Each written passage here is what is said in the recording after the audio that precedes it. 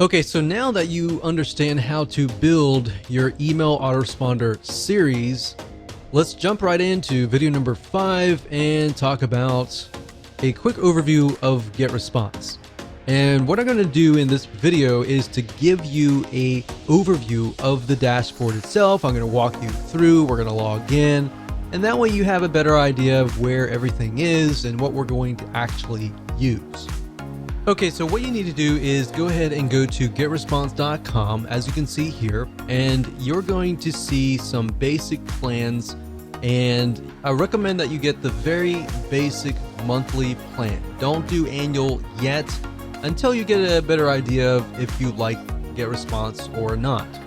Now, it runs very similar to other autoresponder systems. Some are beneficial in certain areas, but at the end of the day, we're just trying to build a basic list.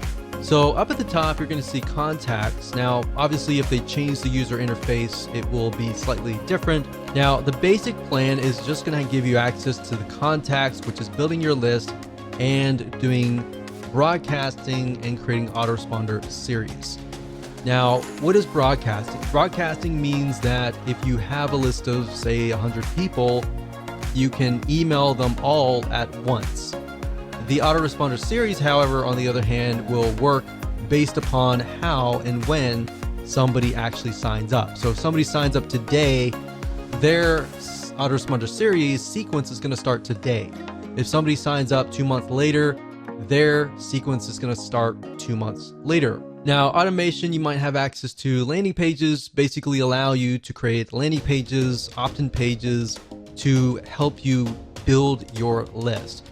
Now, if you're using something like lead pages or any other external third-party system to build landing pages, then you can connect to GetResponse through API.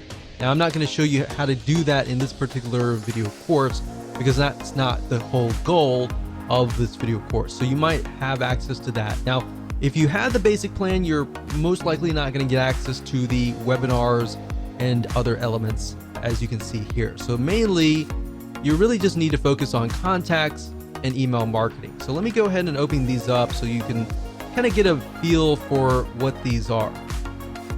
So this one right here is the contact. So when you click that, you're going to see lists, which are the different lists that you can create for your individual products. You could create a customer list for one product and then maybe a prospect list for that product as well.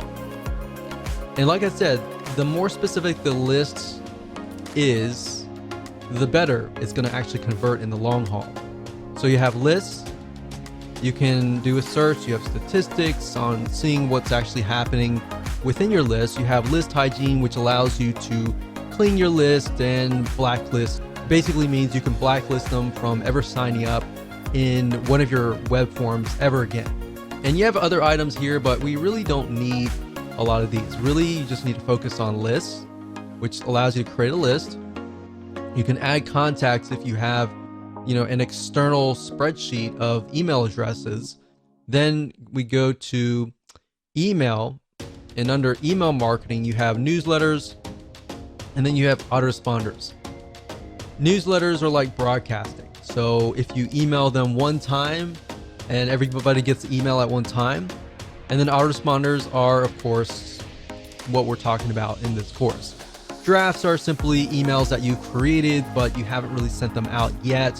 So you can retrieve them at a later date if you want to. And of course, you have RSS email. We hardly use that, and statistics, which you definitely need to use.